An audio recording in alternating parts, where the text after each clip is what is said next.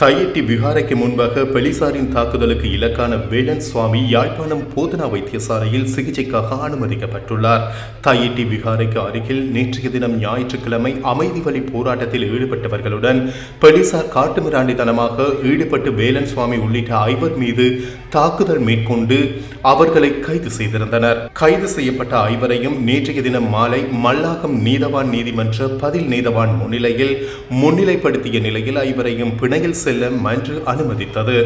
இந்நிலையில் போராட்ட களத்தில் வைத்து போலீசாரினால் தாக்கப்பட்ட வேலன் சுவாமி நேற்றைய தினம் பிணையில் வெளிவந்து தனது ஆதீனத்திற்கு திரும்பிய நிலையில் சுகவீனமுற்றுள்ளார். அதனை அடுத்து சிகிச்சைக்காக யாழ் போதனா வைத்தியசாலையில் அனுமதிக்கப்பட்டுள்ளார்.